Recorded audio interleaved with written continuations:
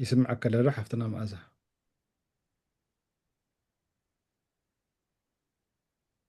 دمس أي سمع زلو. نيت جيرات كيتخن واني زنيه جن دمس أي سمع.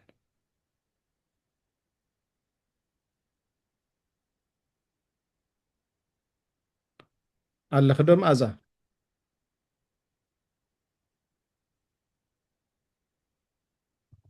وبخالي تأتلا إيش صبوا. كل جزء ديفايس حد سجم سلزلو. يسمع لهم. أو حس مع القصري. ماشي. በስመ አብ ወወልድ ወመንፈስ ቅዱስ አሐዱ አምላክ አሜን። ብሽም ስላሴ ናሁ ሀገርኪ ትብል ሓንቲ ወረብ ቀርብዬ ናሁ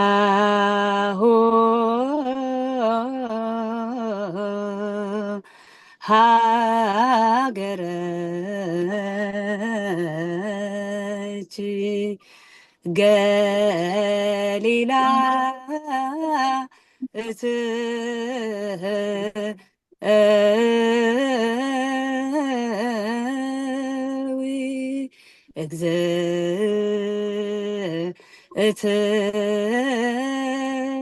እትየ እስከ ማእዜኖ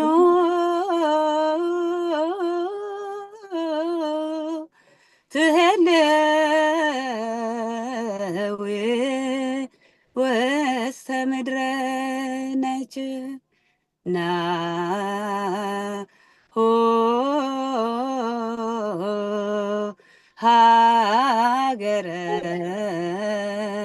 ሃገረች ገሊላ እትዊ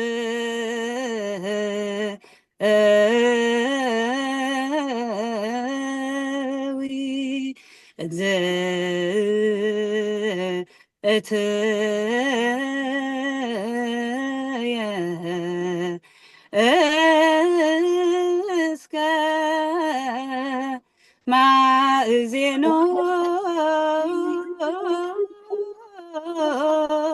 ትሄለዊ ወስተ ምድረ ነች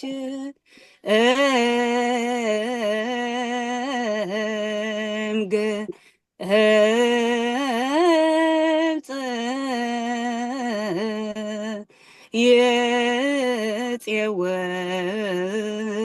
የፄወኦ አቦሆ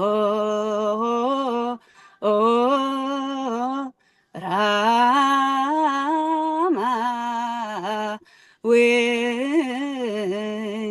ለክብረ ቅዱሳን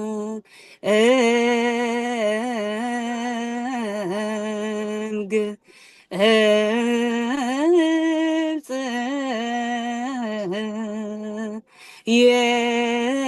የፄወኦ አቦሆ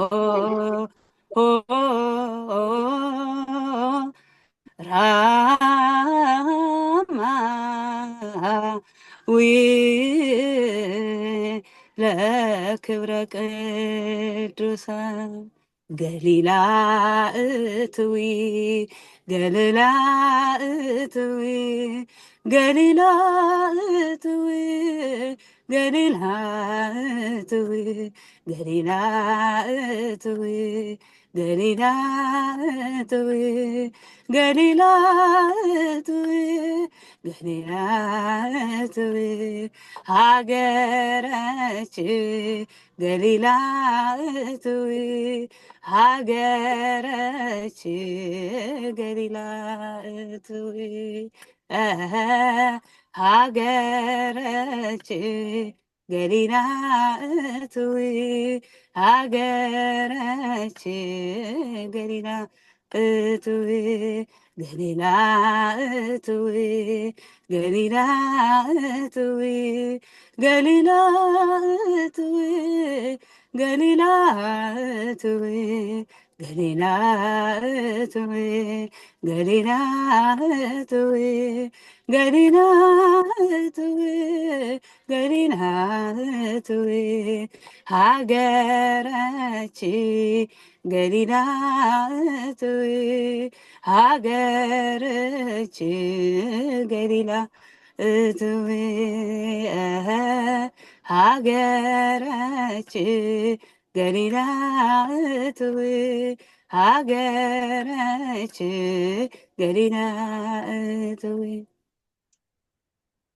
ሓንቲ መዝሙር ከዓ ክውስኸኩም ትውልዲ ኩሉ ብፅእ ዝብለኪ ዝብል ايش ትውልዲ ኩሉ ብፅት ዝብለኪ እመብርሃን ልዑል እዩ ክብርኺ ሰማያዊ መላክ ከም ዘበሰረኪ ኣደ ጎይታ ምሉእ ጸጋኺ ኣደ ጎይታ ምሉእ ጸጋኺ ትውልድ ኩሉ ብፅት ዝብለኪ እመብርሃን ልዑል እዩ ክብርኺ ሰማያዊ መልአክ ከም ዘበሰረኪ ኣደ ጎይታ ምሉእ ጸጋኺ ኣደ ጎይታ ምሉእ ጸጋኺ ኣኽናፉ ዘርጊሑ ሰላም ለኪ ካብ ሰማይ ወረደ ሰላም ለኪ መልአከ እግዚአብሔር ሰላም ለኪ ምሕራይኪ ኣግሃደ ሰላም ለኪ ሰላም ለኪ ሰላም ለኪ ማርያም ሰላም ለኪ ትውልድ ኩሉ ብፅት ዝብለኪ እመብርሃን ልዑል እዩ ክብርኺ ሰማያዊ መልአክ ከም ዘበሰረኪ ኣደ ጎይታ ምሉእ ጸጋኺ ኣደ ጎይታ ምሉእ ጸጋኺ ዮሃንስ ኣብ ማህፀን ሰላም ለኪ ኤልሳቤጥ ኤፍራታ ሰላም ለኪ ብፅይቲ በሉኺ ሰላም ለኪ ድንግል ኣደ ጎይታ ሰላም ለኪ ሰላም ለኪ ሰላም ለኪ ማርያም ሰላም ለኪ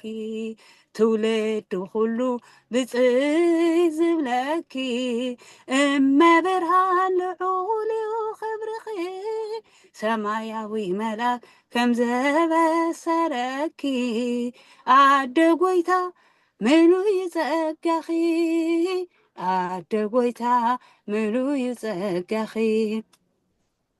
ጥዑም ሽታ ገነት ሰላም ለኪ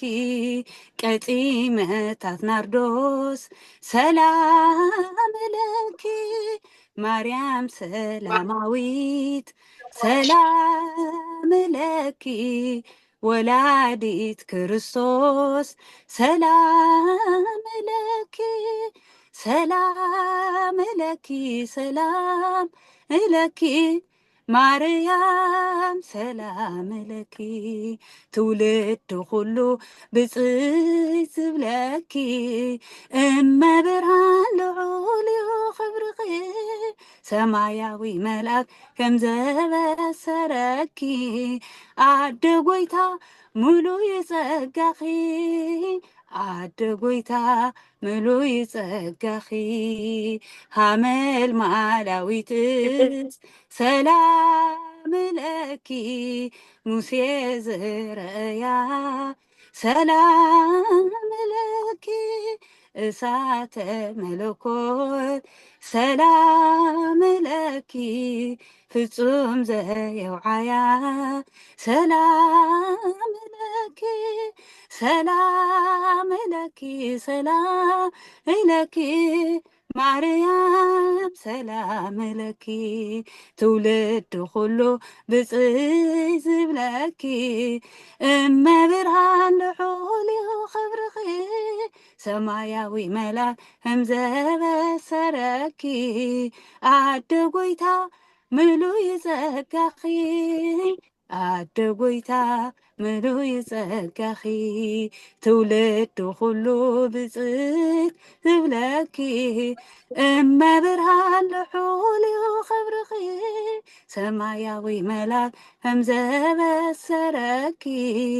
ኣደ ጎይታ ምሉይ ጸጋኺ ኣደ ጎይታ ምሉይ ጸጋኺ ወስብሐት ለእግዚአብሔር። ዝማሬ መላእኽቲ የስምዐልና ካብትና ዘማሪት መዓዛ ብርሃ ካብ ሎስ አንጀለስ ቤተ ስላሴ ቤተ ክርስቲያን ኣገልጋሊት ሓፍትና እያ። ጥዑም ዝኾነ ዝማሬ ስለ ስማዕኽና ናይ እኔና ናይ ቅዱሰ ቅዱሳን ናይ ድንግል ማርያም ወላዲተ ኣምላክ ስደታ ብዝምልከት ካብ ስደት ምምላሳ ዝምልከት ብወረብ ይኹን ብመዝሙር ስለ ተስማዕኽና ዝማሬ መላእኽቲ የስምዐልና። ከምዚአን ዝመሰላ ዘመርቲ ብዙሓት ኣለዋና። ዘማሪት መዓዛ እውን ብናይ ዩቱብ ይኹን ብናይ ተፈላለየ ናይ ማሕበራዊ መራኸቢ መዝሙር ተቕርበልና እያ። ስለዚ ኣብቲ ናይ ዩቱብ ኣካውንት እንዳኣተኹም ክትሕግዙ ትኽእሉ እንታይ እዩ ትዘመረቶ ዝማሬ ሳብስክራይብ ብምግባር ላይክ ብምግባር ሸር ብምግባር ሓገዝ ይግባእ እዩ እሞ ከምዚአን ዝመሰለ ኣሕዋትና ክትተባብዕዎን ይግባእ ዝብል ሓሳብ ከቕርብ ይደሊ። ስለዚ እዚ ጉባኤ እዚ ኣብ ናይ ሰሜን ኣሜሪካ ናይ ሃገረ ስብከት ደቡባዊን ምዕራባዊን ግዝኣት ኣሜሪካ ብብፁዕ ኣቦና ኣቡነ ቄርሎስ ዝምራሕ ብወርሒ ሓደ ግዜ ነቕርቦ ጉባኤ እዩ ዝኒሄ። ስለዚ ኩልኹም ናብዚ ጉባኤ እዚ እንኳዕ ብሰላም መጻእኹም። ብዝማሬ ብጸሎት ጀሚርና ልና ጉባኤና ካብዚ ቀፂሉ ድማን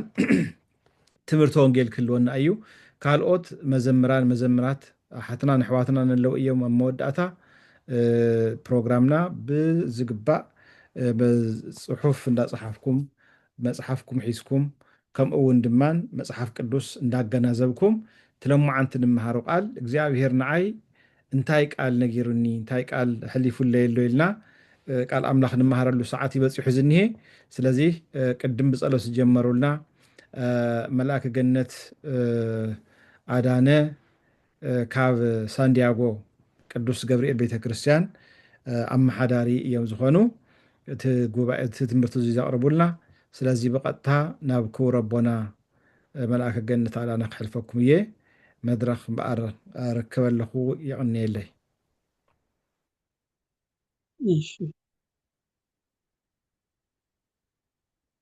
ይትባረክ እግዚአብሔር አምላከ አበዊነ ወአምላከ ቅዱሳን። ዝተኸበሩ ክቡር አቦና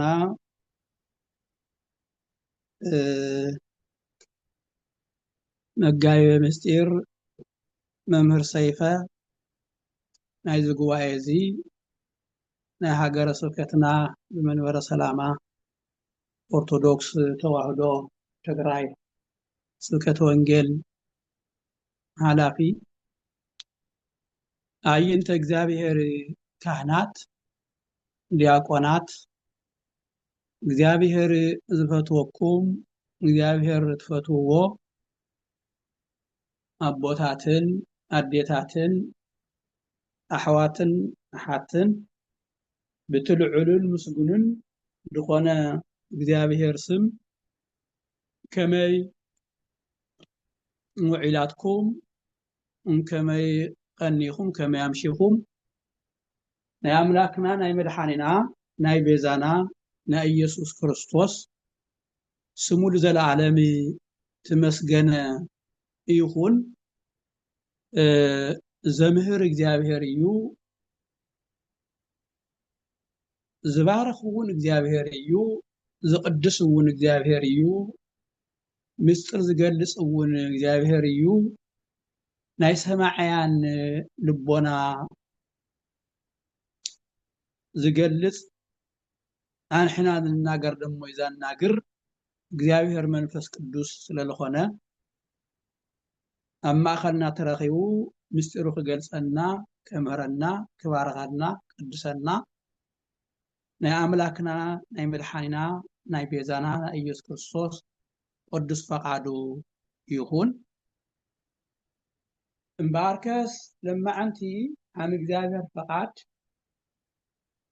እግዚአብሔር ከምህረና እዩ ለዝሓስብዎ ናይ ማቴዎስ ወንጌል ምዕራፍ 2 ካብ ቁጽሪ 13 ክሻዕ ፍጻሜ ድንሆ መለኮታዊ ቃል ሕያው ቃል ዘለዓለማዊ ቃል እዩ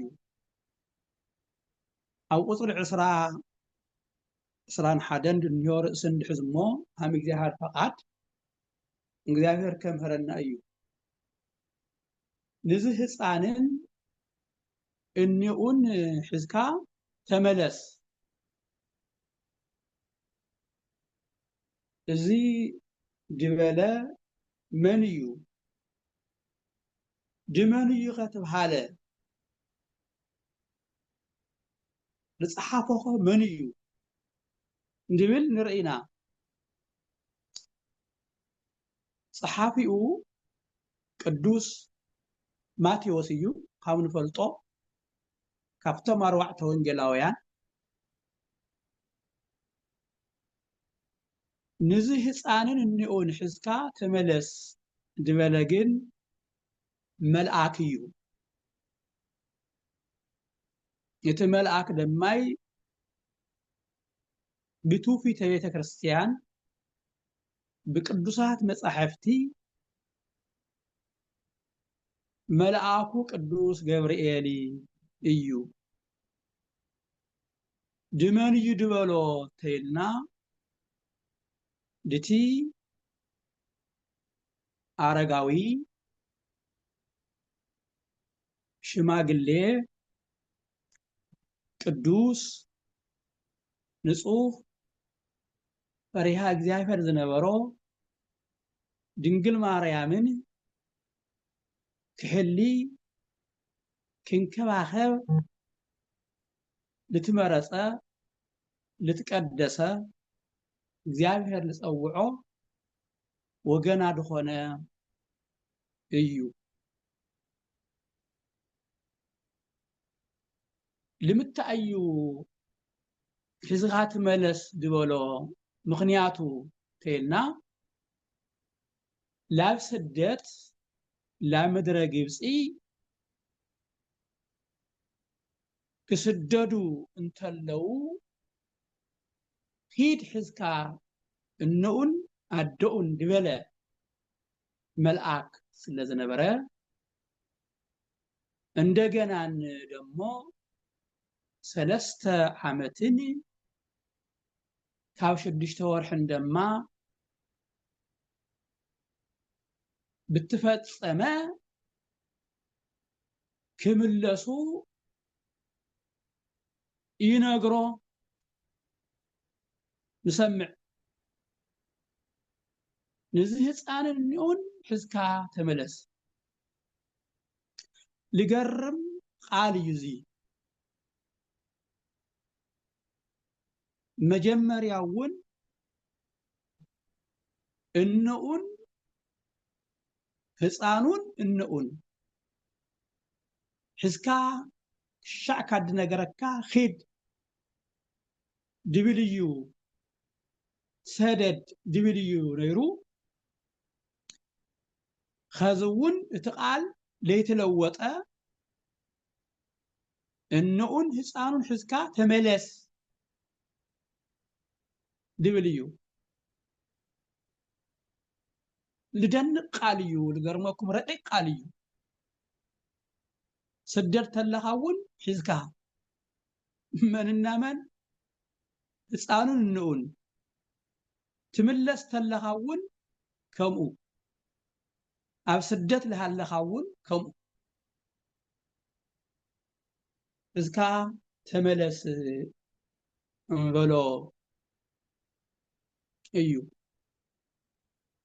ድምታዩ ጎይታና አምላክና መድኃኒና ቤዛና ኢየሱስ ክርስቶስ ካምቲ ቅዱስ ማቴዎስ ልጽሓፎ ኣብዚ ታሪክ ካምድኒሆ ፍጹም አምላክ ፍጹም ሰብ ወልደ አብ በመለኮቱ ወልደ ማርያም በትስብእቱ ናትብሃለ ልጽዋዕ ወልደ እጓለም ሕያው ክርስቶስ ድምታይ እዩ አምላክና እግዚአብሔር ሰብ ኮይኑ ዳብዛ ዓለም እዚ ድወረደሉ ድመጸሉ ኣብ ቤተልሔም ዋሻ ተወለደሉ ብእቅድ እዩ ብእቅድ ስደትውን ብእቅድ እዩ መልስውን ብእቅድ እዩ ብዛ ዓለም ዝምንባረውን ብእቅድ እዩ ዓለም ብምፍጣርውን ብእቅድ እዩ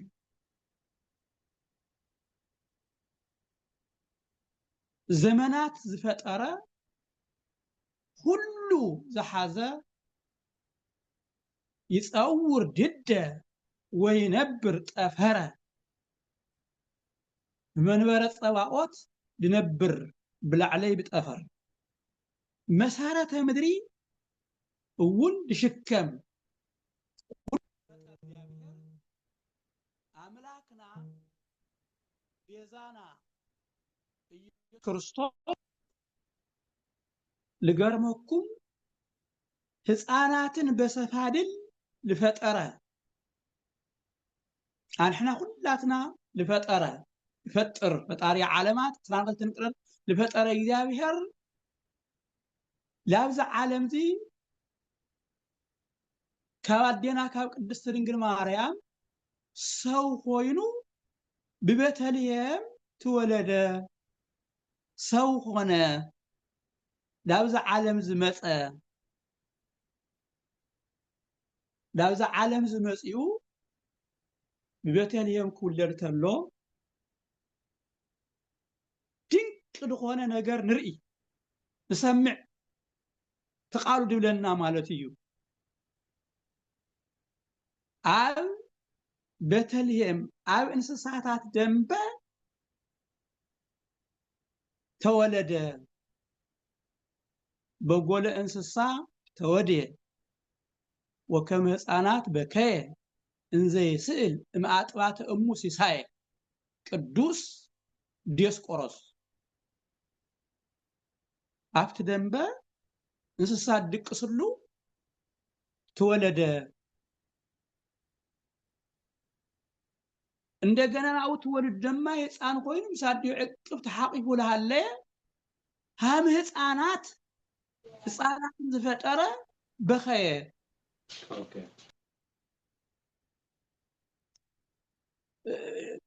ድንቅ ረቂቅ እዩ ምስጥረ ስጋዌ ልገርም ይልዮ ሃም ሕፃናት በኸየ ዓለም ዝፈጠረ ዓለም ድምግብ ኢየሱስ ክርስቶስ ካባዲኡ ካብ ቅድስት ድንግል ማርያም ካብ ድንግል ሃሊበ ድንግልና እናበኸየ እናበለ ይገልጾ አው እንደገናን እቶም ሰብአ ሰገል ድበሃሉ ነገስታት እጅ መንሻ ሒዞም መጽኦም ሰግድሉ መጽኦም ናተባረኹ ዕጣንን ወርቅን ከርቤን ሳጥኖም ከፊቶም ሰጊዶም በረከት ተቀብሎም ትምለሱ ንርኢ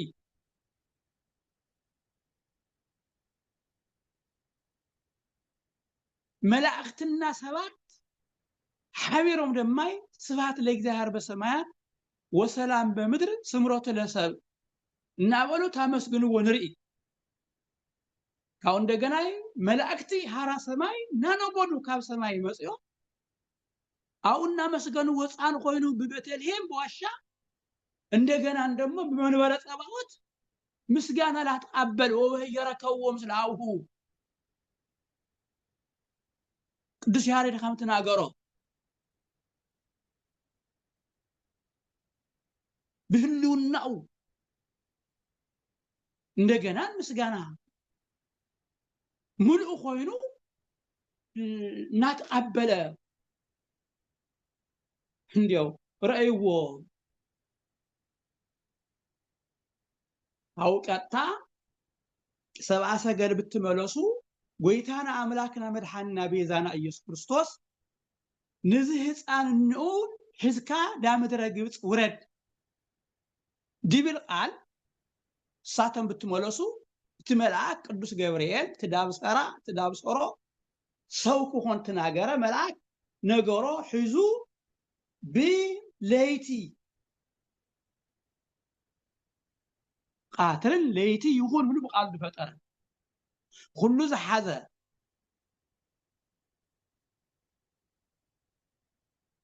لتهصان نايت هصان نفسي قاتل ددالني هو يوم كفاتني هو يوم بيرو دا ግብጽ ከስደት ነገሮ መልአከ ይዛሃር ለቅዱስ ዮሴፍ ይዘለና ከነገረቶ ለዮሴፍ ሁሉ ተጣብሉ ብለይቲ ገስገሰ ብለይቲ እንኡን ህፃኑን ሂዙ ዳብ ምድረ ግብጽ ተሰደደ ይምታይ ዳ ምድረ ግብጽ ሰድዱ ይጥቃል ትንቢቱ ክፍጸም ኣብ ትንቢተ ኢሳይያስ ምዕራፍ 19 ቁጥር 1 خامس ድብል ትንቢት ተጻሒፉ ነይሩ እግዚአብሔር بدمنا تصعينو مفتان دخونه دمنا داو ግብጽ ኮርድዩ ዳ ግብጽ ኮርድዩ አው ግብጽ خرأዩ ከሰደድዩ ዲብል ስለዝነበረ ካው እንደገና ግብጽውን ትድንግጽያ ጣዖታታውን ከሰበሩ ጣዖታታውን فرئي عاوز نور كلهم كرعد اليوم انقطقط اليوم دبل تنبي ስለነበረ ኢሳይያስና ዳዊት ልበ አምላክ ክልጦም ደረቅ ሐዲስ ኪዳን ይባሉ ተይተወለደይ ትወልዱ ይድወሉ ትጣኒስ ይዝወሉ ዳምድረ ግብጽ ኮረድ ይድወሉ ተይሞተይ ክሞት እዩ ድደንቀኩም ሓያል አምላክ እዩ ድወሉ ደረቅ ሐዲስ ኪዳን ይባሉ ድገርመኩ ናዚ ጎይታ ሰራዊት ኣብ ድንግል ማርያም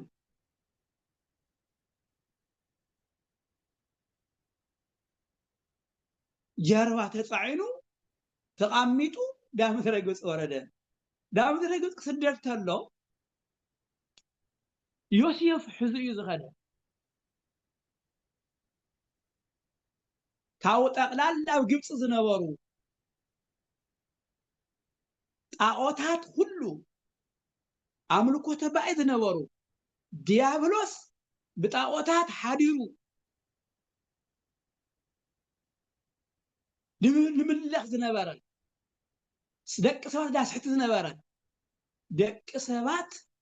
ካብ እግዚአብሔር ድፈላሊ ዝነበረ ኣብ ግብጽ ኣብ ምድሪ ዝነበረ ሁሉ ጣዖታት ሁሉም ፈረሱ ጣዖታት ሁሉ ተፈረካከሱ ጣዖታት ሁሉ ሓመድ ኾኑ ይድብለና بمن بشدة اغرو بمن بإيسوس ክርስቶስ بصادمس ቅድስት ድንግል ማርያም بمخادو ስጥራህ አይኮነይ ጎይታና አምላክና መድኃኒና ቤዛና ኢየሱስ ክርስቶስ ክስደድ እንተሎ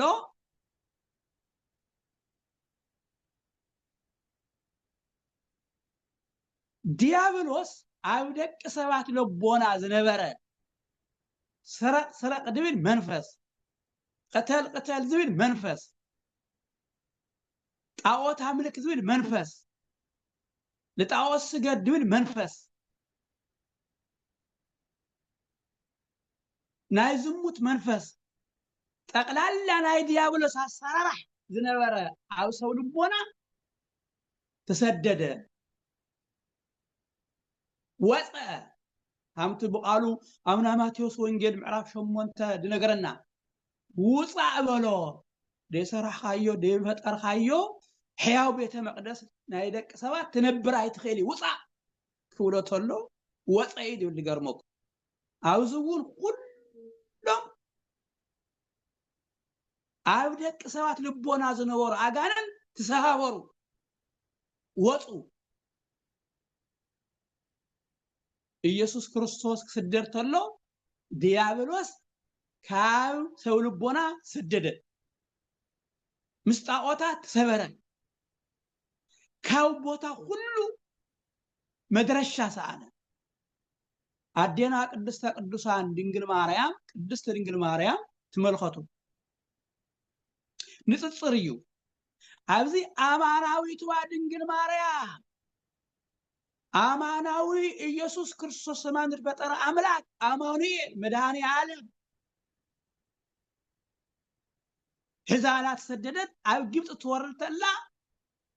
ጣዖታት ኣብ ሰው ልቦና ኣብ ምድሪ ተኸሎም ዝነበሩ አጋንንቲ ኃይለ አጋንንቲ ሁሉ ተጨፍለቁ ጠፉ ሰደዱ ይሉለና አቦና አዳም ተሰዲዱ ስደቱ ሰደደ ስደትካ ክምልስ ይኻም ድወለ ካሕሳ አቦታትና አብርሃም ይስሐቅ ያዕቆብ ኣብ ግብጽ ተሰደዶም ዝነበሩ ነብሳት ግብጽ ብሲኦል መከራት ምሰል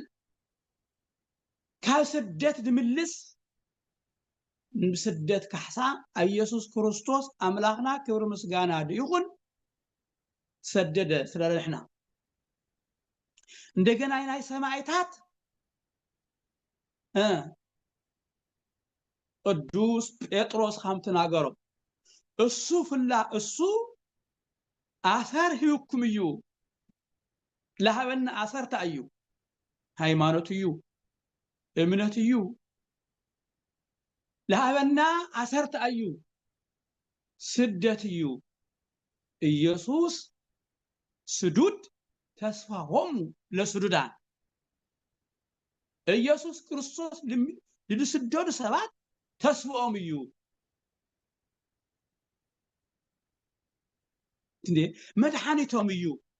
ቤዛኦም እዩ ስዱድ ደቅ ሰባት ስደት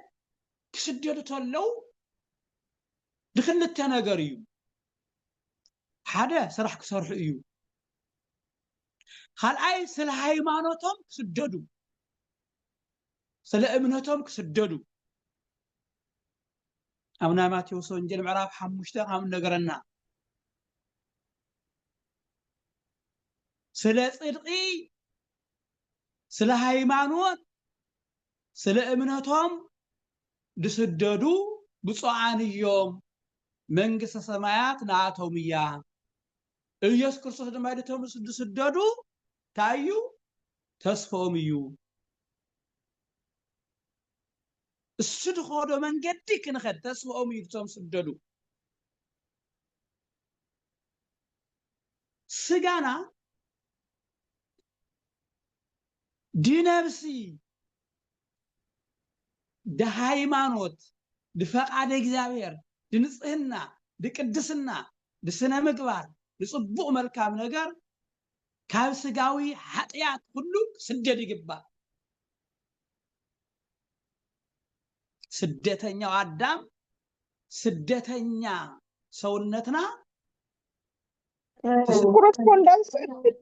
أملاكنا ليه እግዚአብሔር سنة حبتين بترمكني ዘለዓለማዊ ክብርና ድመለሰ አው ልቦና አው ሰውነትና ዝነበሩ አጋንንቲ ኃይለ አጋንንቲ ጣዖት አምልኽ ድብል መንፈስ አው ጓልያ ካብ መንፈሳዊ ህይወትኻ ላውፅእ ዝነበረ ጋንየን እግዚአብሔር አምላክና ክሰደድ ከሎ ጣዖታት ተሰበሩ ዲያብሎስ ካብ ሰው ልቡና ሰደደ ካብ ሰው ህይወት ሰደደ ናአትና ልቢ ናአትና ሰውነት ና እግዚአብሔር ዙፋን ሆነ አዴና ቅድስት ድንግል ማርያም አማናዊቷ ድንግል ማርያም አማናዊ ኢየሱስ ክርስቶስ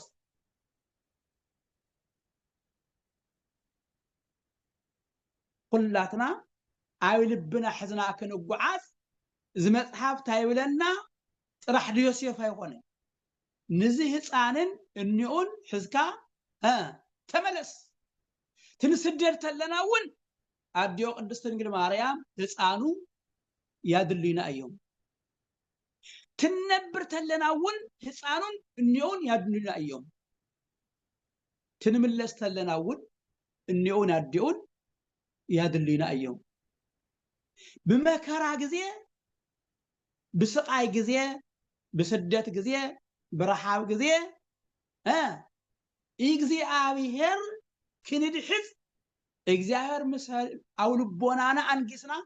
أو سونتنا بهاي معنوت جرات شكمنا كننبر كنسدد مصحف قدوس ينفرنا تجباراوي مالتي إجزي أبيهر مساي تخوينو داشنفن يلي بغزي صباباي بغزي مكراي بغزي حماماي بغزي فتناي كله እግዚአብሔር ይረድአኒ እግዚአብሔር ምሳንሕና እዩ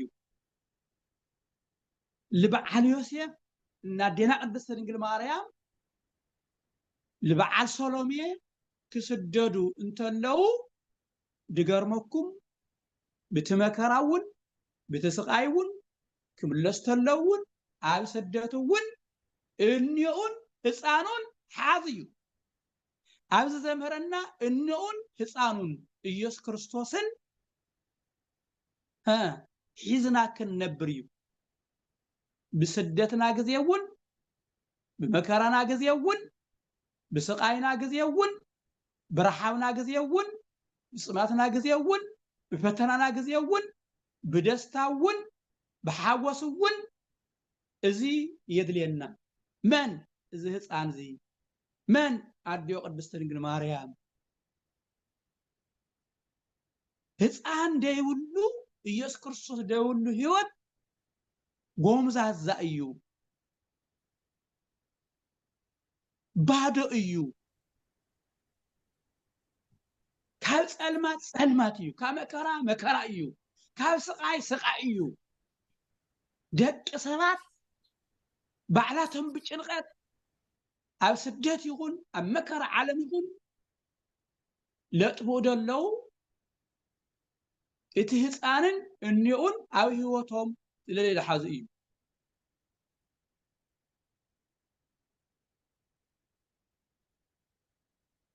ና እንዚህ ህፃንውን ሕዝካ ትመለስ ሕዝካ ምስዳድ እዩ ሕዝካ እውን ምምላስ እዩ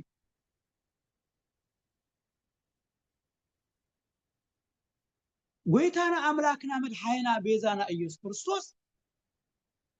እዚ ንገበረሉ ዓላማ ድምታ እዩ ተይና ለዓላማ እዩ አንሕና ካብ ስደተ ነብሲ ካብ ስደት መከራ ናይ ዲያብሎስ አገዛዛ ካድሕነና ሰደደን ተቀድሙት ነገረ ትንቢት እዩ ትንቢቱ ክፍጸም እዩ ትንቢቱ ክፍጸም እዩ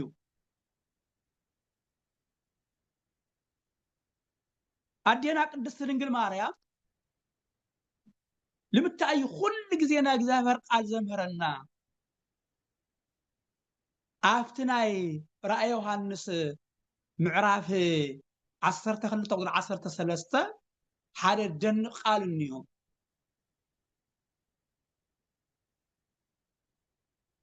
ታይ ዝብለና ቃልሱ እታ ሰበይቲ ጠነሰት ለወለደት እቲ ተመንተ አርዌ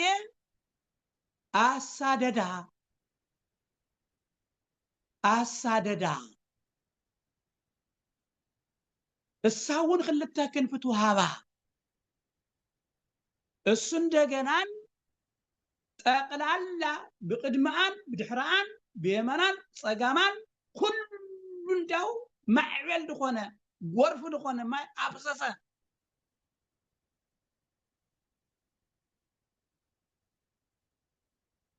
መከራ ሁሉ ክልተ ክንፍቱ ሃባ እትወዳ ደማይ ዳው ዙፋኑ ትነጥቁ ነበረ እቲ ህፃን ደማይ ድደቅ ሰባት ህዝብና አሕዛብ በስልጣኑ በብረት በትሩ ድገዝዩ ታይ ማለት ይዚ በስልጣኑ በመለኮቱ ሙሉ በዙፋኑ ሙሉ ድኾነ እግዚአብሔር ፍጹም አምላክ ፍጹም ድኾነ እግዚአብሔር ና ሃማ አብ ሓሸዋ ለአኾም ምድር ወረደታ ይብል ክብር ምስጋና ይሁን ክንፍቱ ሃባ ንጽሐ ስጋ ንጽሐ ነፍስ ምድር ወረደታ ሰማይና ምድር ፈጠረ እግዚአብሔር ሃለውቲ ይብና እግዚአብሔር ቃል አሳደዳ መይዳ ሳዳሎ እዚ ህፃንትና እኒው ዳሳደድ ጀሎ መንዩ እዩ እዚ ተመንዩ እቲ ዲያብሎስ እዩ ረኹ ዲያብሎስ እባብ እዩ ከዝውን እቲ ህፃን ኢየሱስ ክርስቶስ ፍጹም አምላክ ፍጹም ሰው ምስጥረ ተዋህዶ አሚንና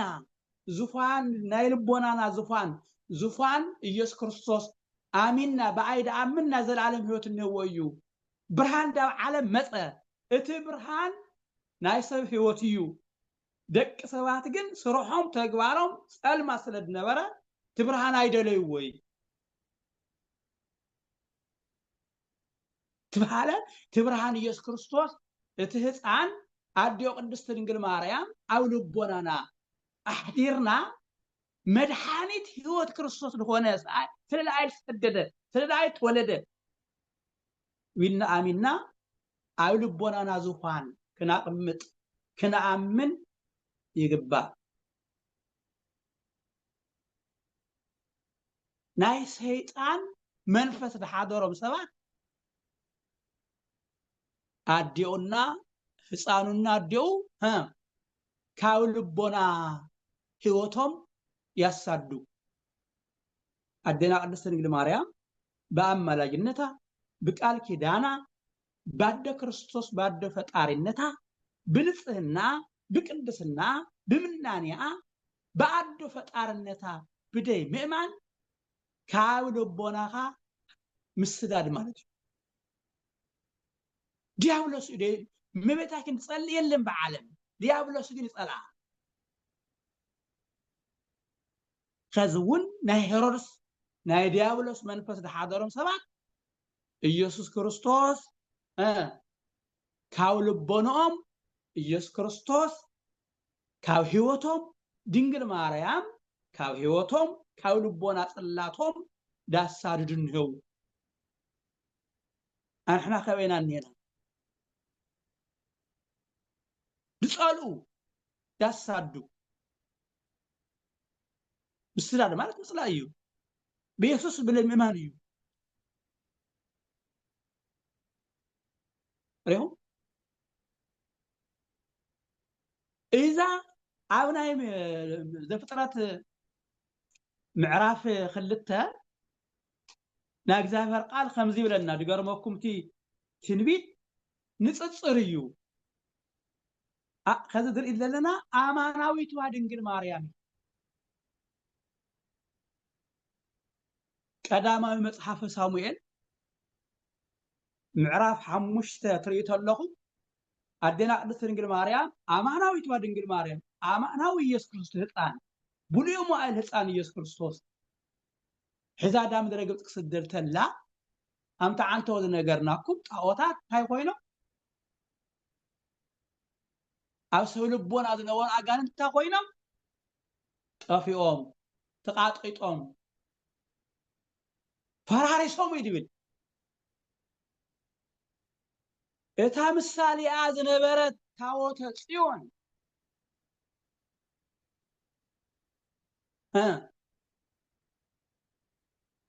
تماريخا أفلسطين مدر بدورة دخل أملاكم دابون بدقمت واخا تاغير أيدي لنا ناقزي هرقال عندنا قدما متحف السام المعراف حمشته تمارخت خدت كاون دغن عندمو سرح قيال خدت حيل سئنا دي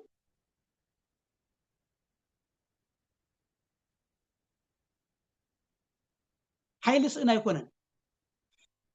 داغون بلا على يقمطهم كاينات داغون ታወተ ጽዮንን بتحت قمطهم خيدو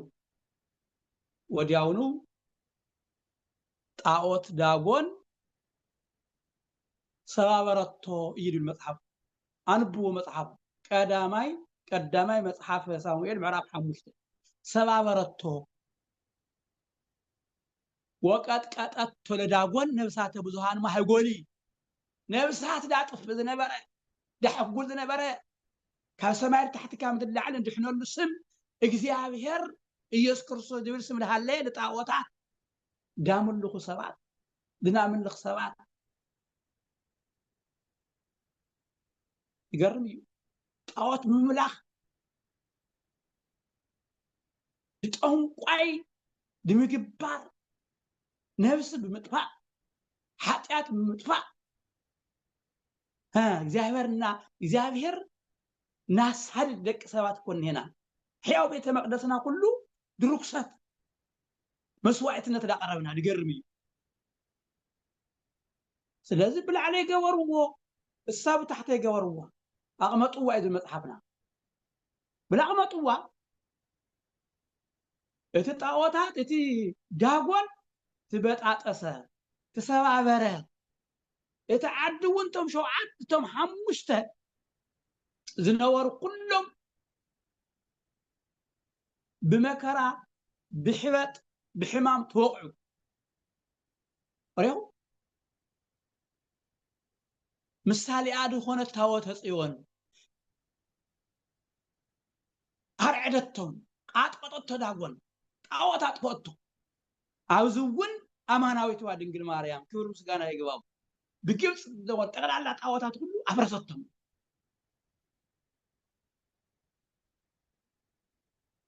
أزون كم هيوتنا طاعوتات نياو عملكو تبايد حقيات نجر دبال نجر لجزاهر دمتشو نجر لدنجل مريم دمتشو نجر دمنتنا ده هيمالتنا توهر دمتشو ده نجر ها قطقطات فلنا دنجل مريم أو لبونا نصلات تقامت يسكس أو لبونا نصلات يقامت عاوز حاله نجر كنجركم زفترات معراف خلتها خامزي بالنا እግዚአብሔር ቃል ዘምርና معراف سيقطع معراف 3 زفترات معراف 3 ካው ቁጥሪ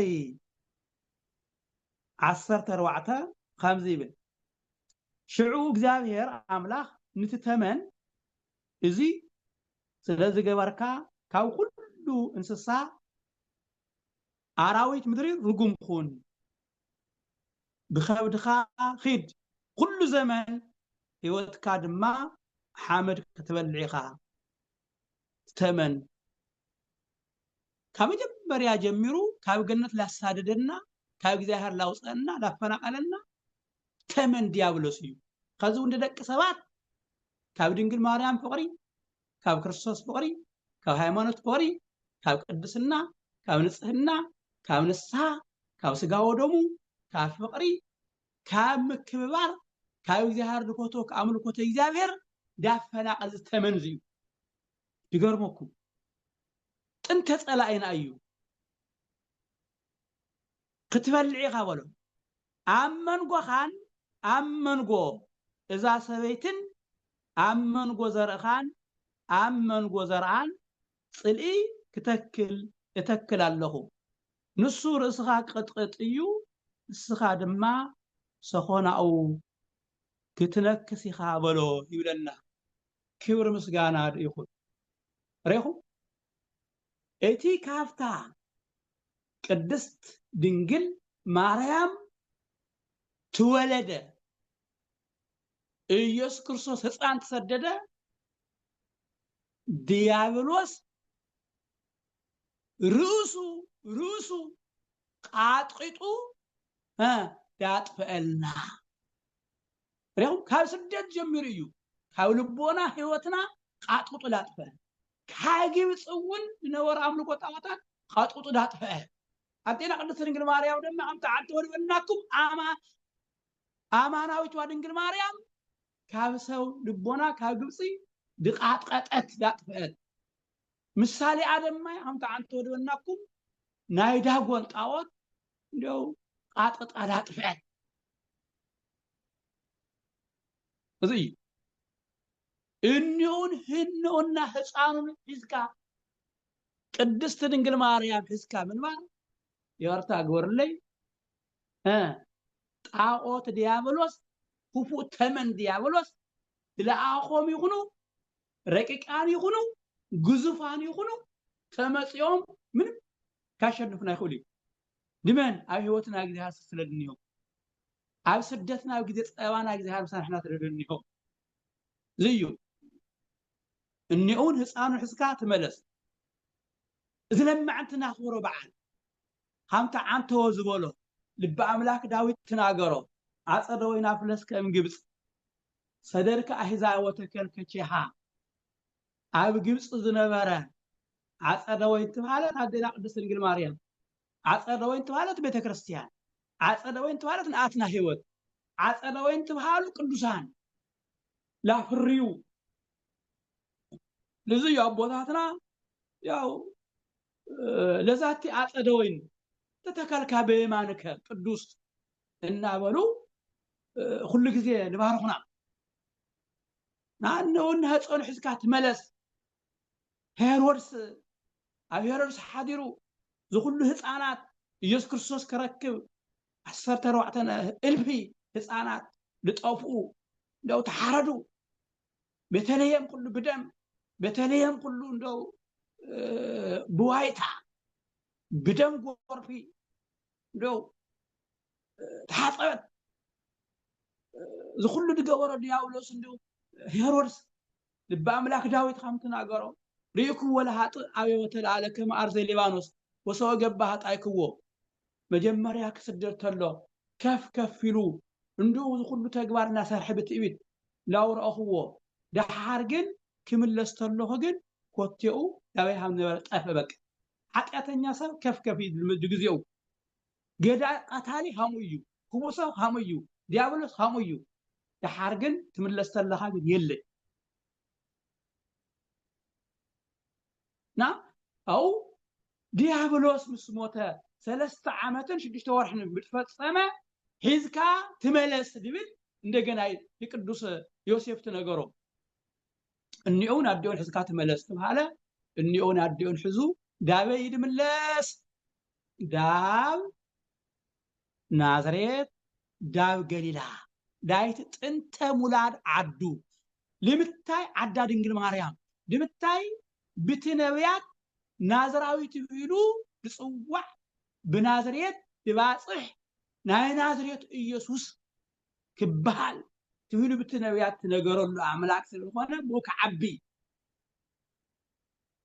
ኢየሱስ ክርስቶስ ክብር ምስጋና ይኹን ሕግ ለሃበ ሕግ ልፈጸመ እንግብ ፀዋዕ ክወለ ወልዴ ትበሃለ እንደገና ዳብ ናዝሬት ዳብ ዓዱ ክምለስ ብብስራተ መልአክ ክስደድ ተሎ ብስራተ መልአክ ኩለት ተሎ ብስራተ መልአክ ክስደድ ተሎ ብመልአክ እንደገና እንደሞ ክምለስ ተሎ ብመልአክ እንደገና እንደሞ ክምለስ ተሎ እንዳው ሄሮድስ ሞይቱ ረኸቦ ወድ ንጉስ ነበረ አኬላኦስ ወድ ርጉም ይማብሉ ጸጽ ሓዘነ ውሽጡ ተሰምዖ ዮሴፍ ግድ የብልካይ ትመለስ ወለ ቅዱስ ገብርኤል እዝና አደና ቅድስት ድንግል ማርያም ስደታን ኣብ ስደት ሰርሐቶ ስራሕን ተቀበለቶ መከራን ታሃም ሰርሐት ታሃም ተቀበለት እንደገና እንደሞ ጎይታ ሰራዊቱን ክስደድ ተሎ ታሃም ሰርሐት እንደገና ክምለስ ተሎ ደማይ ድመጸሉ ዓላማ ላብ ናዝሬት መጽላብ ናዝሬት ባጽሐ ላዲኡ ላተአዘዘ ሃም ህፃናት ባጽሐ ናግዚአብሔር ቃል ዝነገረና እዩ ከዚ ኣብዚና እንኡና እሱን ሕዝካ ተመለስ ህፃኑን እንኡን ሕዝካ ተመለስ ዝዩ ርእስና ትንስደር ተለናውን ኣብዚ ለምህረና ማለት እንኡን ኣደኡን ሕዝና ክንስደድ ኣብ ስደተኛ ዓለም ኣብ መከራ ዓለም ኣብ ፈተና ዓለም ኣብ ስቃይ ዓለም ኣብ ሕመምተኛ ዓለም ኣብዚ እንደው ተረገመ ዓለም ሾክ ዓለም እንኡን ህፃኑን እንኡን ሕዝና ተይፈላለናይ ሕዝና ክንስደድ بحممنا يكون بدستنا يكون بحاجوسنا يكون بتعنانا يكون بكل نجار كاب دينا كاب قدس دنجل ماريام كاب هسانو هيوتنا كيف لي مارت حزنا كنسدد حزنا كنملس حزنا كننبر دمرنا زت حزنا ديابلوس بهيوتنا بوتا يولي لازم حزكا تملس ابو ኣብዝታ አይና ንምሃርተይና ኩላትና ካምን ፈልጦ ብህይወትና ኣዴና ቅድስት ድንግል ማርያም እቲ ህፃን ሃምዳ ድልየና ኣብ ህይወት ዝፋና ኣብ ህይወት መትከፈ ዘባና ክንሽኮም ሃምድ ግባ ከዝውን በመከራ ስደት ዲያብሎስ በሐብት ላይ የፈተና ካደና ካብ ቅድስት ድንግል ማርያም ካብ ኢየሱስ ክርስቶስ ህፃኑ ክፈልይ ደይገብሮ ነገር የለ አንሕና ግን ኖ ሰደደ ሰብ ቡይተርፊ ለኩሉ ጊዜ ነው ወዩ ግን አደና ቅድስት ድንግል ማርያም ሕዝና ኢየሱስ ክርስቶስ ሕዝና ክንነብር ኣብ ልቦናና ጽላት ክናቅምጥ بجزيو على جزيو سدت يكون سبا يكون بحزن يكون ኣብ ህይወትና ኢየሱስ ክርስቶስ መድኸል ሕዝና ክንነብር ይዘምረና ጽቡቕ ህዝኸን ሕና ወይና እንሄና ናይ ኣዴና ቅድስት ድንግል ማርያም ህይወት ለባዕና ህይወት ናምጽዩ ናይ ዮሴፍ ህይወት ለባዕና ናምጽዩ ናይ ሰሎሚ ህይወት ለባዕና ናምጽዩ ናይ ኢየሱስ ክርስቶስ ህይወቱን እቲ ብስጋት ቀበሎ ትዕግስቲ ላንሕና ድገወሮ ፍቅሪ لا هيوتنا نمصيو لذي اغان زرعدو اغان زقطقطو اغان طفو طرطار طفكا هيوتنا تستحقل نبرو دقل خازون ادينا قدس دنگل ماريام او لبونانا تقمطلا اي اب غيبصي تخرتلا طاوታት طفيوم طاوታት طاطيطوم ريخو افلسطين مدرون صلاته موسى تخرتلا داغون كنسراويتو طاوታት كلهم طفيهم حناون هيوت مصتلا دنگل ماريام ابت دصمه هيوتنا ابت بحاطيات لودق هيوتنا ክርስቶስን አደው ድንግል ማርያምን ኣብ ህይወትና ወልቦናና ከቅመጡተለው ካይሆኒ ድለና መጽሐፍ ጣዖታት ሐሰት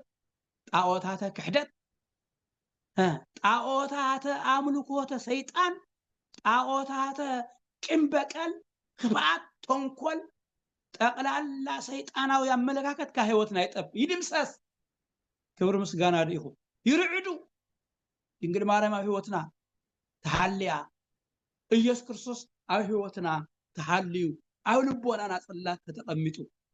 ይርዕዱ ይንቅጥቀጡ ይጠፍኡ ይኸዱ ይሃድሙ ድምታይ ድንግል ማርያም ላ ህይወትና ትመጽተላ ኢየሱስ ክርስቶስ ኣብ ህይወትና ቅመጥተሎ ኣብ ሰውነትና መትከፈ ዘባን ቅመጥተሎ ክብር ምስጋና ዲኹ ስለዚህ ሞ አንሕናኸ አበይና እንሄና ታይ መስል ህይወትና በመንፈሳዊ ህይወትና ከታን መስል በዘመናዊ ብትድህና የዓለም ከታን መስል ህይወትና ታይ መስል ናይ ገዛዕዮ ንቃበሎሞ ናአተ ህይወት ከበይልهم ይቅርታ ጎርል ትንሰደዱን ህፃንና ድንግል ማርያም ትንርሕውን ህፃንና ድንግል ማርያም መከራት ንቀበሉን ህፃንና ድንግል ማርያም ትንምለሱን ህፃንና ድንግል ማርያም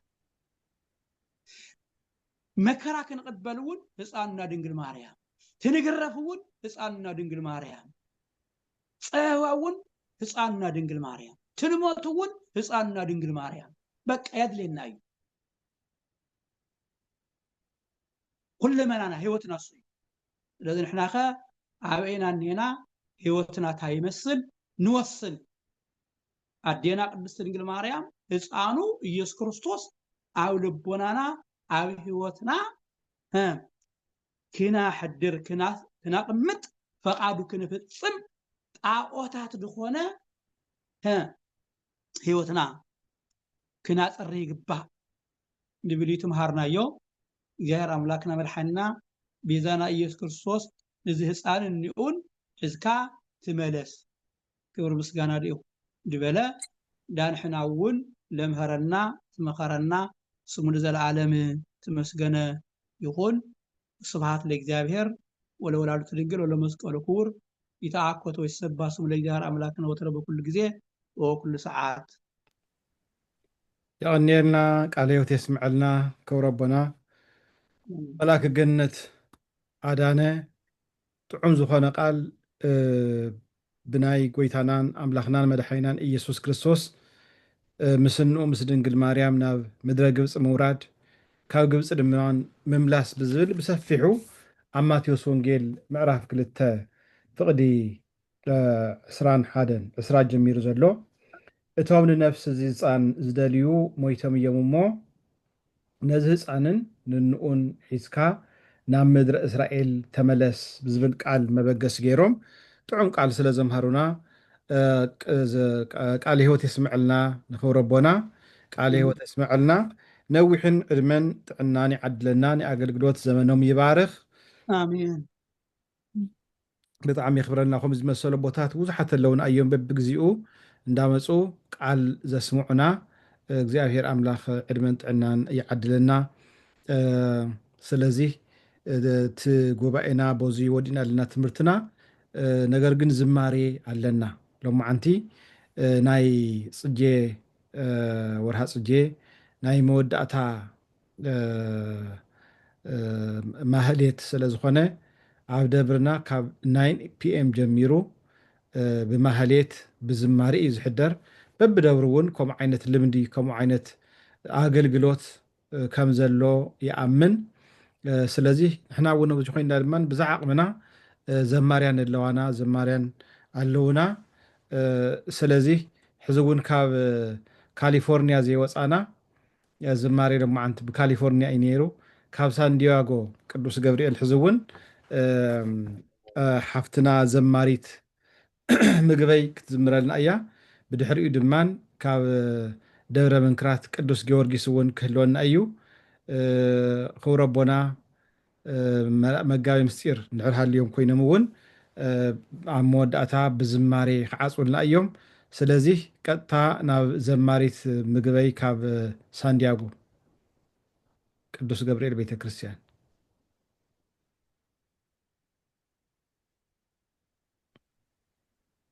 يغني يدلي بوي بركاتكم يبصحني نكمكر تأذاسكم كفتم يدا ينبر زماري تخوم كنا يحكي لا حنز خالك يا زمري. በስመ አብ ወወልድ ወመንፈስ ቅዱስ አሐዱ አምላክ አሜን። ኦ ክብሪ ዝግብአካ ክብሪ ኦ ስብሓት ዝግብአካ ስብሓት ካብ መዓሙቕ ልብና ንስወአልካ ምስጋና ካብ መዓሙቕ ልብና ንስወአልካ ምስጋና ኦ ክብሪ ዝግብአካ ክብሪ ኦ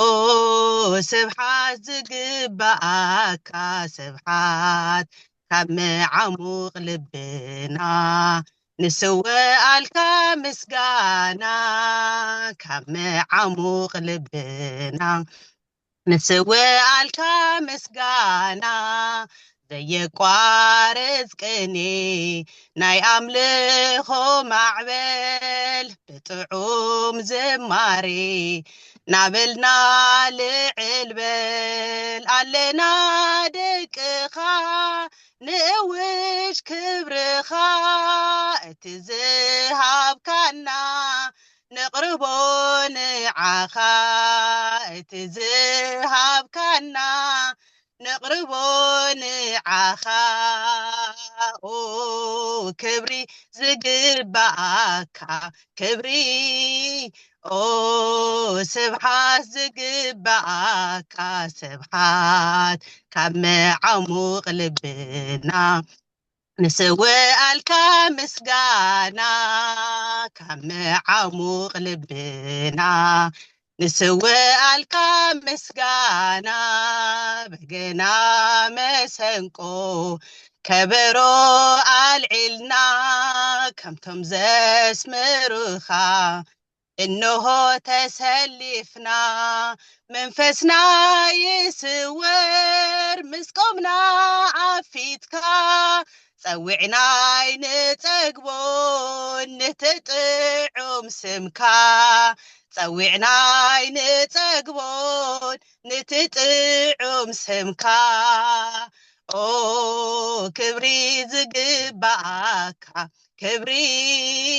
ኦ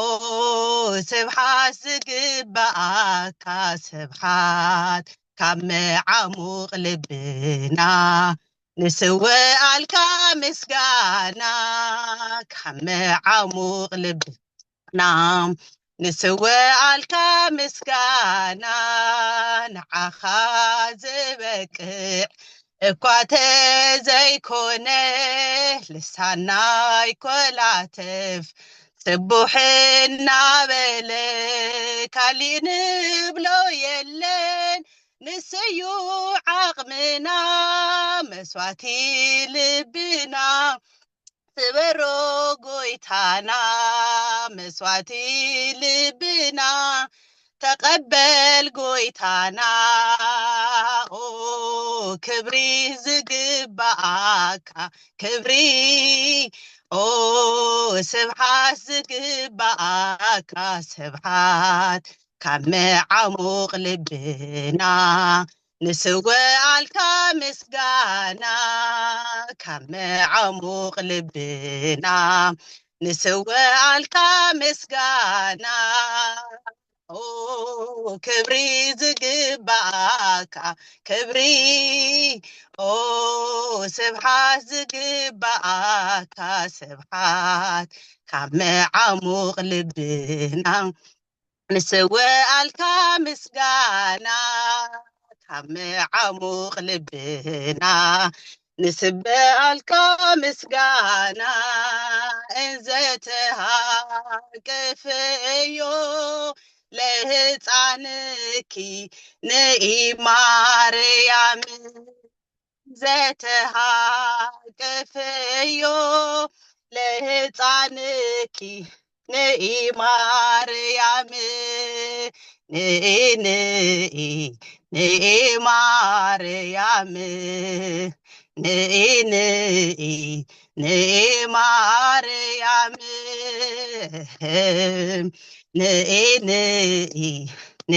ማርያም ንኢ ማርያም ወድኺ ሓቂፍክዮ ዓዶ ጎይታና ንዒ ማርያም ወድኺ ሓቂፍክዮ ዓዶ ጎይታና ንዒ ማርያም ንዒ ማርያም ንዒ ማርያም ንዒ ማርያም ንዒ ማርያም እንዘተሃቅፍዮ ለህፃንኪ ንኢ ማርያም እንዘተሃቅፍዮ ለህፃንኪ ንኢ ማርያም ንኢ ማርያም ንኢ ማርያም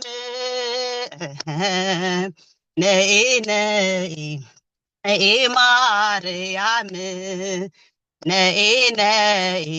ንኢ ማርያም ወስብሐት ለእግዚአብሔር ይቀኒልኝ ዝማሬ መላእኽቲ የስምዐልና ጥዑም ዝማሬ ስለ ስማዕኽልና ስለዚ ኩልኩም ኣብዚ ጉባኤ እዚ ዘለኹም እዚ ፕላትፎርም እዚ ናይ ስብከተ ወንጌል ፕሮግራም ንጠቕላላ ንቤት ትምህርቲ ሰንበት ንምእመናን ንምእመናት ነቦታት ንኩሉ ዝኾነ ጉባኤ እዩ ከምኡ ድማ ናይ ቤት ትምህርቲ ሰንበት ኣብ ዓዲ ተወሊዶም ዝመፁ ብቋንቋ ብትግርኛ ዝወሃብ ጉባኤ እውን ኤቭሪ ኣዘር ዊክ ሰንበት ሰንበት ኣለና ብዝተፈላለየ መገዲ ንድሕሪት ተሪፍና ኣለና ያው ክንቅፅሎ ኢና ከምኡ እውን ድማ ነብዚ ዓዲ ተወሊዶም ንዝዓብዩ ደቅና በብክልተ ሰሙን ጉባኤ ኣለና ስለዚ ዝሃገረ ስብከትና እዚ ብስብከተ ወንጌል ጠንካራ ዝኾነ ምእመናን ንኽፈር እዩ መናእሰይ ንኽፈር እዩ ዓብዪ ፃዕሪ እናተገበረ እዩ እሞ ኩልኩም ምእመናት ናብዚ ጉባኤ እዚ እንዳኣተኩም ንክትመሃሩ ቃል ኣምላኽ ንክትሰምዑ ዝማሬ ስነ ፅሁፍ ዘለኩም እውን ኣቀዲምኩም ድሕር ነጊርኩምና ክነተኣናገደኩም ኢና ብፁዕ ኣቦና እውን ብዝተፈላለየ ምክንያት ከኣተው ይከኣሉ ንበረን ሎማዓንቲ ኣትዮም ቡራኬ ክህቡና እዩ ነይሩ ትፅቢትና ነገር ግን ናይ ፅየ ማህሌት መወዳእታ ስለ ዝኾነ ኣብኡ ድማ ለይቲ ስለ ዘሎ ብዛኣብ ዘለዎ ኮይኖም ባሪኾምኩም እዮም በረከቶም ይብፅሐና እንዳበልና ፕሮግራምና ሕዚ እውን ክቅፅል እዩ ዝማሬ ሎማዓንቲ ናይ ፅጄ ስለ ዝኾነ ብዙሓት መዘምራን ኣለዋና ሕዚ ድማ ካብ ደብረ መንክራት ቅዱስ ጊዮርጊስ ሓፍትና ዘማሪት ትዕበ ክተቕርበልና እያ ድሓር ድማ ናይቲ ቤተ ክርስቲያን ኣመሓዳሪ መልኣከ ግን መጋይ ምስጢር እውን ክቅፅሉ እዮም ማለት እዩ ሓፍትና ትዕበ እንድርሃሊኺ ቀፅሊ ዝማሬ ስምዕና ይቀኒየልና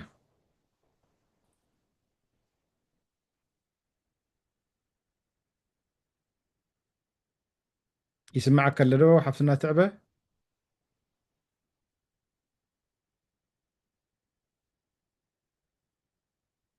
اوكي اوصي والله مالتيو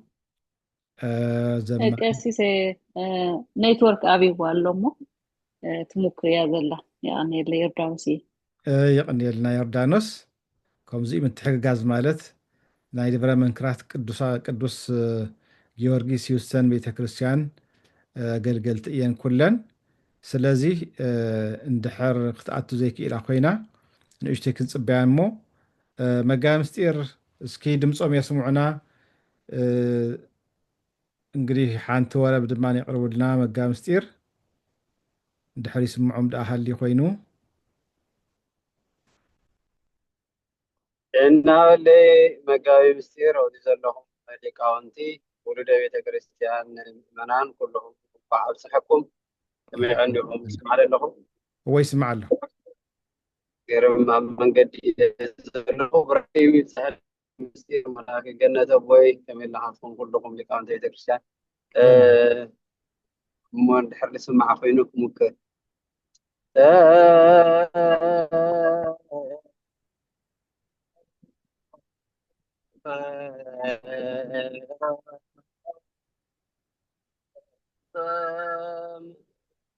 ናሁ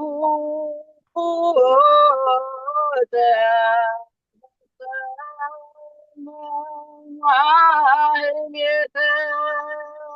ጽጌ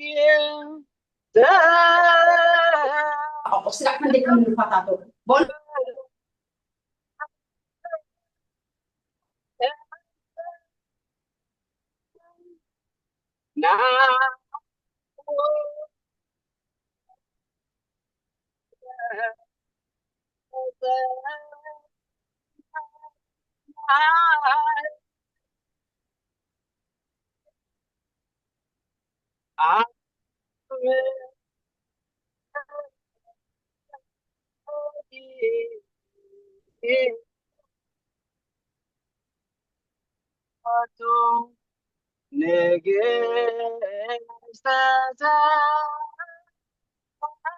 ሰማያት ንግሥተ ሰማያት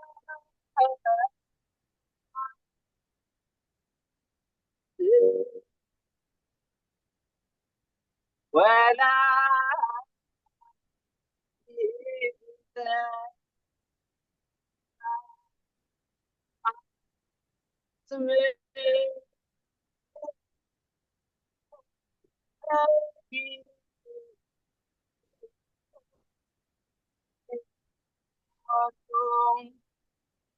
ንግሥተ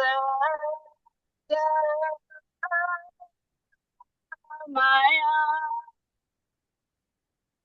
ንግሥተ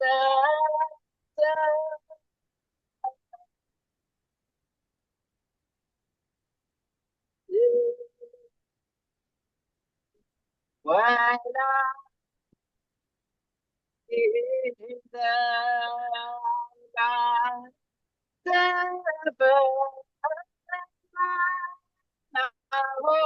ተፈጸመ ማህሌተ ጽጌ ተፈጸመ ናሁ ተፈጸመ ማህሌተ ጽጌ ሕይወቱ ንግሥተ ሰማያት ንግሥተ ሰማያት ወላዲተ አምላክ አስምኪ ቦቱ ንግሥተ ሰማያት ንግሥተ ሰማያት ወላዲተ አምላክ ተፈጸመ ናሁ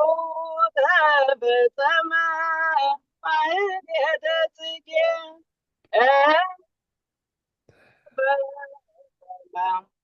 ናሁ ተፈጸመ ማህሌተ ጽጌ አስምኪ ቦቱ ንግሥተ ሰማያት ንግሥተ ሰማያት ወላዲተ አምላክ አስምኪ ቦቱ ንግሥተ ሰማያት ንግሥተ ሰማያት ወላዲተ አምላክ ፈጸመ ናሁ ተፈጸመ ማህሌተ ጽጌ ተፈጸመ ናሁ ተፈጸመ ማህሌተ ጽጌ አስምኪ ቦቱ ንግሥተ ሰማያት ንግሥተ ሰማያት ወላዲተ አምላክ አስምኪ ቦቱ ንግሥተ ሰማያት ንግሥተ ሰማያት ወላዲተ አምላክ ንግሥተ ሰማይ ወምድር ወላዲተ አምላክ ረድኤት በበረከት በአማላድነት ተሓልወና ስለተዋሃበኒ ዕድል አምላከ ሊቃውንት እግዚአብሔር የኽብረና እግዚአብሔር ይሃብ አሜን። ዝማሬ መላእክቲ የስምዐልና ክቡር አቦና መጋቢ ምስጢር ቀሲስ ብርሃኑ ጥዑም ዝኾነ ቃል ጥዑም ዝኾነ ዝማሬ ስለ ዘስምዑና መጋቢ ምስጢር ቀሲስ ብርሃኑ ናይ ደብረ መንክራት ቅዱስ ጊዮርጊስ ቤተክርስትያን ኣመሓዳሪ ናይ ሃገረ ስብከትና ድማን ናይ ሚድያ ክፍሊ ሓላፊ እዮም። ስለዚ ኣብ ሓፂር እዋን ድማን እዚ ናይ ሚድያ ክፍሊ እቲ ዝመሓለፍ ዘሎ ቃል ኣምላኽ ብተፈላለየ ናይ ማሕበራዊ መራኸቢ ፕላትፎርም ዝተሓላለፈሉ መገዲ ፃዓሪ እንዳተገበረ እዩ ዘሎ። ስለዚ ኩልኩም ኣብ ዘለኹም መኾንኩም ምሳኻትኩም ዘለው ብዙሓት ናይ ቴክኒክ ሓገዝቲ ኣብ ቤተ እግዚኣብሔር ብዝተፈላለየ መገዲ ዘገልግሉ ሊቃውንት ናብዚ ጉባኤ እዙይ እንዳመፁ ኣገልግሎቶም ንክህቡ ብፍላይ ድማ ናይ ቤት ትምህርቲ ሰንበት ብመዝሙር ጥራሕ ዘይኮነ ብስነ ፅሁፍ ብዝተፈላለየ ናይ እግዚኣብሔር ቃል ክተተሓላልፍሉ ትኽእሉ መገዲ ኣዳሊና ስለ ዘለና ኣቐዲምኩም ፕሮግራም ኣትሕዙና። እዚ ፕሮግራም እዚ ኩሉ ግዜ በብወርሒ ሓደ ግዜ ዝቐርብ እዩ። ከምኡ ድማ ናይ ቤት ትምህርቲ ሰንበት በቢ 2 ሰሙኑ ጉባኤ ኣሎ እዩ። ስለዚ ኩልና ናብዚ ጉባኤ እዚ እንዳመፃና ቃል ኣምላኽ ንክንሰምዕ ምስ እግዚኣብሔር ክንራኸብ ናይ ኣምላኽና ቅዱስ ፍቃድ ይኹነልና። ሰናይ ዝኾነ ምሸት ኢና ምሲና እግዚኣብሔር ኣምላኽ ሽሙ ዝተባረኸ ዝተቀደሰ ይኹን። ናይ ዲና ናይ ቅድስተ ቅዱሳን ድንግል ማርያም ወላዲተ ኣምላክ በረከት ልመና ኣማላጅነት ምስ ኩልና ይኹን። ቀፂሉ ድማ ለይቲ ናይ ማህሌት ኣገልግሎት ስለ ዘለና ሕዚ ናይ ፕሮግራምና ፍፃሜ ክንገብር ኢና። ኣብ መወዳእታ ክብረቦና መልኣከ ገነት እዚ ጉባኤና እዙይ ብፀሎት ክዓፅውልና እዮም። ኩልና ብኣንቃዶ ህሊና ተሲእና ንፀሎት ንለዓል ይቕኒየለይ።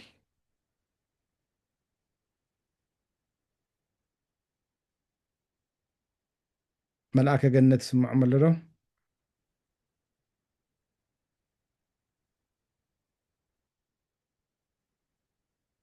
ኦኬ ወፂኦም እዮም መስለኒ። ኣብኡ እንዳሃሎም በኣር መጋቢ ምስጢር ብፀሎት የዕፀወልና ፕሮግራምና የለን ባዕሎም ዳ የፀውና እምበር ኣነ መንገዲ ዘለኹም ስር እውን ንክእዘዝ ኢለ እየ እምበር። እሺ ካልኦት ቦታት እንድሕር ሃሊኹም ዕድል ክህብየ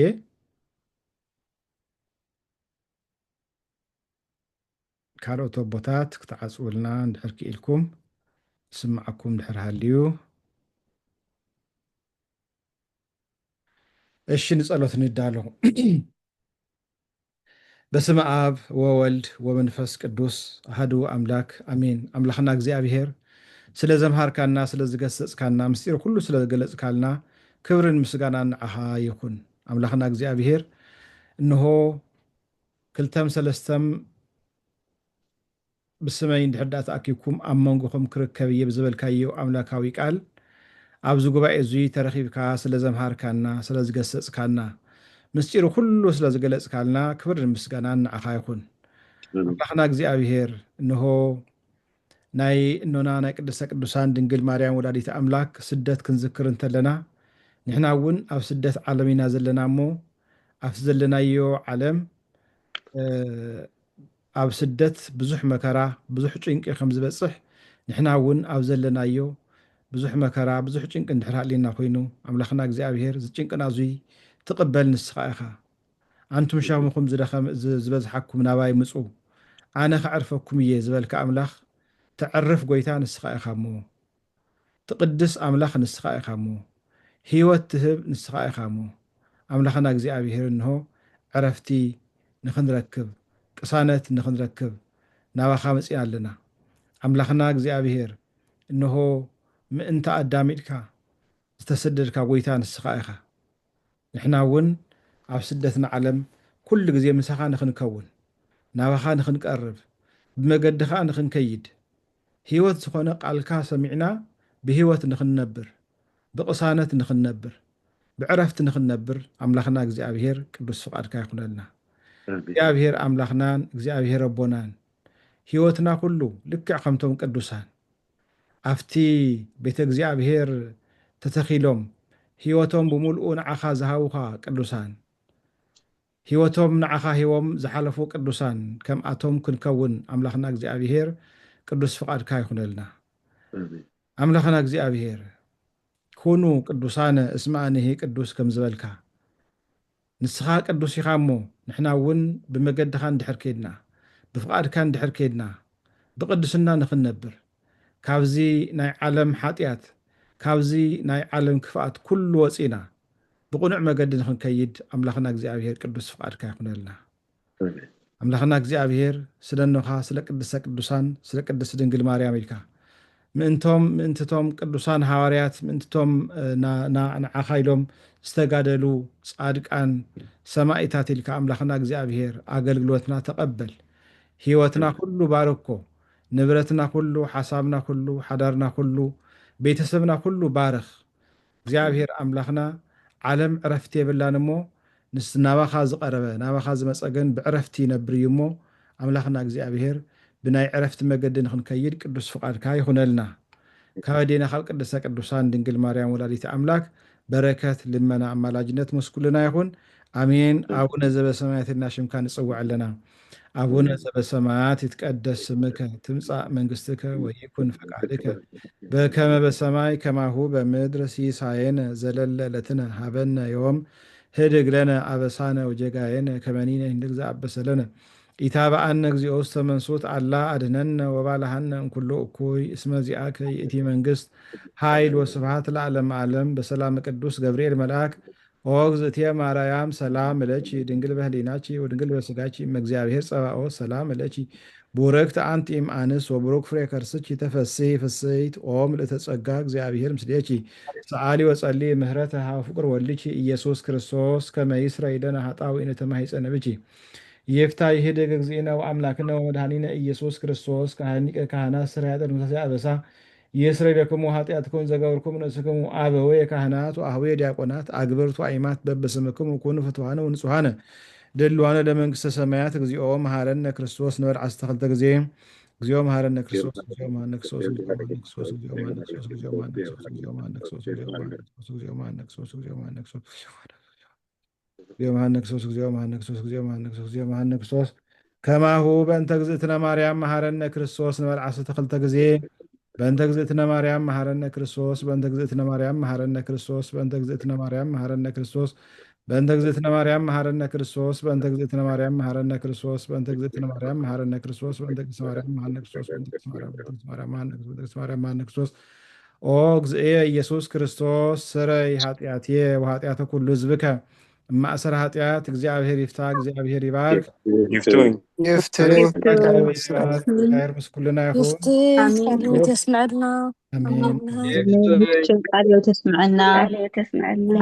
تسمعنا ايوه يسمعنا يغنيلنا እግዚአብሔር ምስኩልና ይሁን امين يغنيلنا ربنا زاهر يا ربنا አሜን يغنيلنا ولد خلو سلك واليوم رخي سماوي ملاك سركي سقفي أدويتا مالو سقفي ولد خلو سلك سماوي ملاك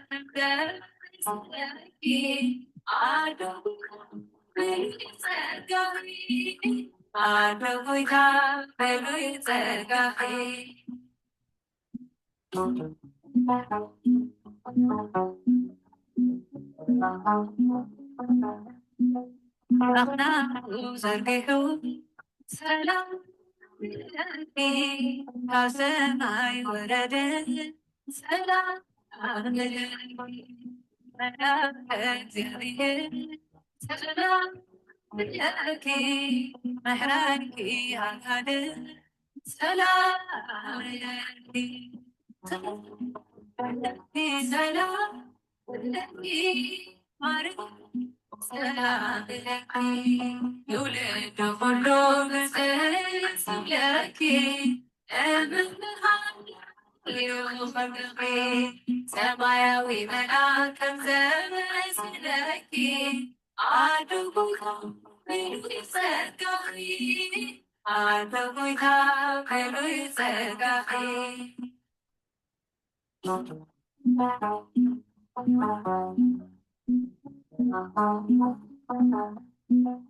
ዮሐንስ አማዘን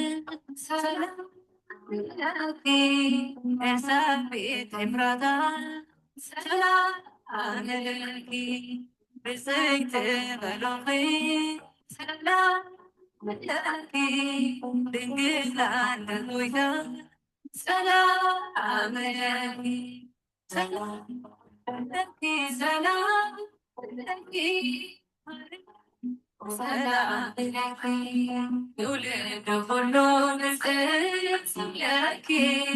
እምብርሃን ልዩ ክብርኺ ሰማያዊ መልአክ